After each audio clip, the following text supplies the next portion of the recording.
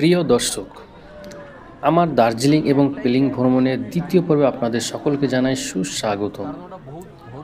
গত পর্বে আমি আপনাদের সামনে বাড়ি হতে দার্জিলিং অবধি যাত্রাপথের বর্ণনা এবং প্রাকৃতিক সৌন্দর্য তুলে ধরেছি। এই পর্বে আমার প্রচেষ্টা থাকবে আপনাদেরকে দার্জিলিং শহরটি ঘুরিয়ে দেখানো। চলুন আমার সাথে দার্জিলিংয়ের আনাচে কানাচে।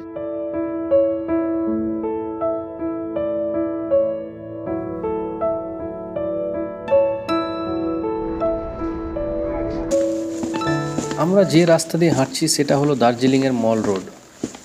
আর একটু এগিয়ে গেলে চৌরাস্তা মোড় পাওয়া যাবে। মূলত সেটাকেই কেন্দ্র করে সময়ের সাথে তাল মিলিয়ে গড়ে উঠেছে এই জায়গাটি, যাকে এখন দার্জিলিংয়ের প্রাণকেন্দ্র বললে ভুল হবে না। ঘুরতে ঘুরতে কেএফসি, বার্গার কিং ও আরও নানান ফ্যান্সি রেস্টুরেন্টের মাঝে আমাদের চোখে পড়ে গেল এই হোপ গ্লেনারিস। দেরি না করে চটপট ঢুকে পড়লাম সেখানে। ঢুকে দেখলাম সেখানে আছে বিভিন্ন রকমের বেকারিজ খাবার, যেন কলকাতার হলদিরাম। এখানে কিছু কিনে খেতে হলে একটা ঝুড়ি নিয়ে যার যেটা পছন্দ সেটা নিজেকেই তুলে বিলিং কাউন্টারে গিয়ে বিল পে করতে হবে। আমরাও কিছু পছন্দ মতো পেস্ট্রিজ তুলে নিলাম ঝুড়িতে। অল্প করেই নিলাম, কারণ বাইরে আরও অন্যান্য খাবার টেস্ট করে দেখতে হবে।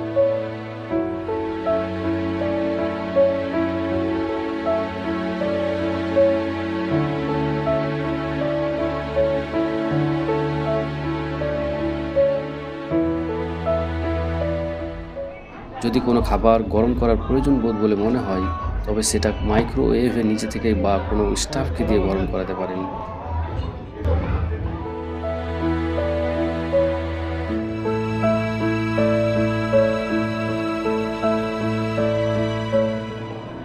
সেখান থেকে বেরিয়ে আমরা চলে আসি চৌরঙ্গীর মল মার্কেট।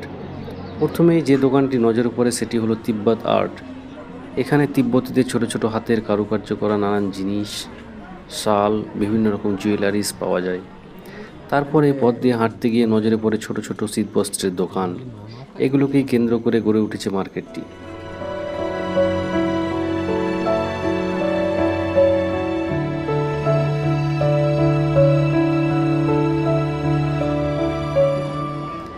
ঘুরতে ঘুরতে পৌঁছে গেলাম চায়ের দোকান।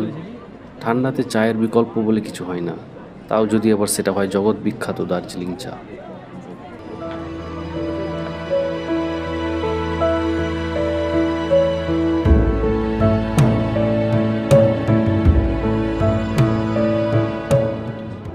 নর্থ ইস্ট আর মোমোস, পাহাড়ের এই একটি খাবার দেখলেই খেতে ইচ্ছে করে।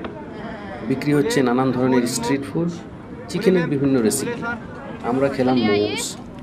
ভারতের অন্য প্রান্তে মোমোস কোনো রকমে বানিয়ে নেই, বাট এদের মতো চাটনি কেউ বানাতে পারে না। দিল্লিতে দেখেছি অলমোস্ট সকল মোমোস বিক্রেতা নর্থ ইস্ট কিংবা নেপাল থেকে আগত, তাই তাদেরও মোমোস ও চাটনি হয় খুব সুস্বাদু, বিশেষ করে ফ্রাই মোমোস। এইভাবেই আমরা খেতে থাকলাম একের পর এক মজাদার খাবার এবং সম্পন্ন করলাম রাতের ডিনার।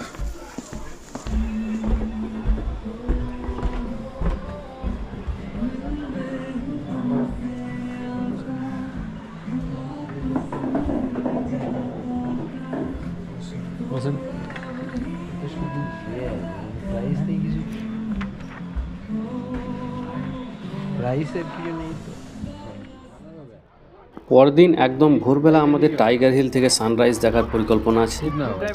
ভোরবেলায় বাইক নিয়ে যাওয়া অনেকটা ঝুঁকিপূর্ণ হয়ে যাবে, তারপরও থাকবে হাড় কাঁপানো ঠান্ডা।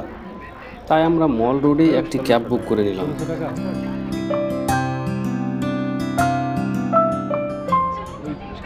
कितना बजे उठना पड़ेगा? 4 बजे यहाँ से निकलना पड़ेगा। 4 बजे। পরদিন ভোরবেলা অপেক্ষা করতে লাগলাম ক্যাব আসার জন্য। आपका कौन सा गाड़ी है? कौन सा गाड़ी है आपका?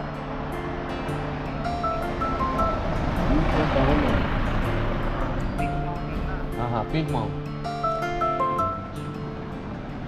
অবশেষে চলে এসেছে আমাদের ক্যাব। এই পরিষেবার জন্য ফিস বাবদ 1600 টাকা পে করতে হয়েছে।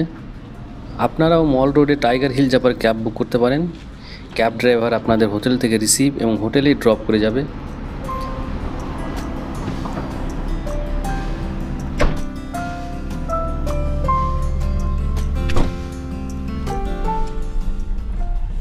দেখতে পাচ্ছেন ঘুটঘুটে অন্ধকারের মধ্যে দিয়ে ছুটে চলেছে আমাদের গাড়ি পাহাড়ের কোলে অন্ধকারের বুক চিরে উষার আলোকে আগমন জানাতে।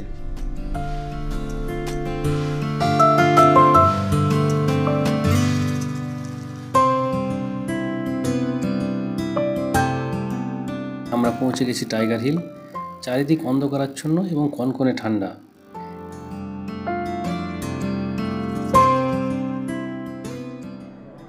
এই হলো টাইগার হিল থেকে কাঞ্চনজঙ্ঘার সুন্দর ভিউ। এখনও সূর্য দেখা দেয়নি, কিন্তু সূর্যের কিরণে বরফে আবৃত পর্বতের চূড়াগুলি হলুদ সোনালি রূপ ধারণ করেছে।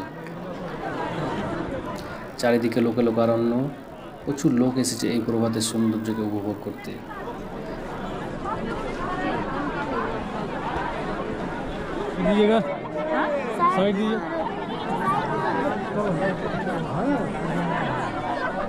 কিছু লোক চা কফি বিক্রি করে বেড়াচ্ছে, অনেকে আবার টেলিস্কোপ নিয়ে দাঁড়িয়ে আছে কাঞ্চনজঙ্ঘা ভিউ দেখানোর জন্য।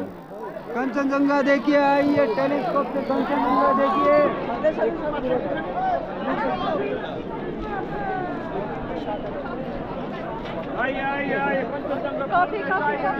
कितने का भैया? 50 भैया पूरा रेंज। এখানে একটা জিনিস লক্ষ্য করলাম, অনেকে প্রায় এখানে ঘণ্টাখানেক আগেও পৌঁছে যায় এই ভিউ দেখার জন্য। আর প্রথম সারিতে দাঁড়িয়ে সবচাইতে ভালো ভিউ দেখা যায়। আর এইরকম ঠান্ডায় এক জায়গায় দাঁড়িয়ে থাকা প্রচণ্ড মুশকিলের কাজ, তাই বসার জন্য চেয়ার ভাড়া পর্যন্ত এখানে পাওয়া যায়। অবশ্যই গভর্নমেন্ট থেকে এখন পেছনে সিঁড়ির মতো করে বসার ব্যবস্থা করে দিয়েছে, সেখানে কেউ দাঁড়িয়ে বা বসে এই কাঞ্চনজঙ্ঘার ভিউ উপভোগ করতে পারে।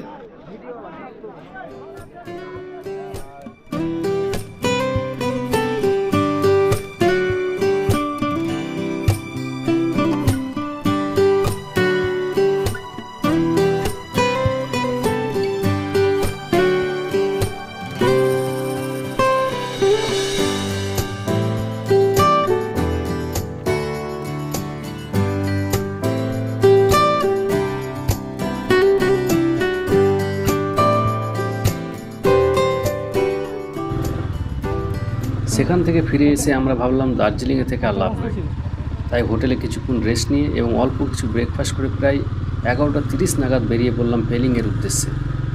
এবারের মতো বিদায় জানালাম দার্জিলিংকে। আবার আমরা রাস্তায় যেতে যেতে ক্যামেরাবন্দি করব অচেনা জায়গার অজানা কাহিনী। সেই গল্পটি ছোটাবো পরের পর্বে। এই পর্বটি আপাতত এখানেই শেষ করছি। আপনাদের সঙ্গে আবার দেখা হবে নেক্সট পর্বে। সকলে সুস্থ থাকুন, ভালো থাকুন।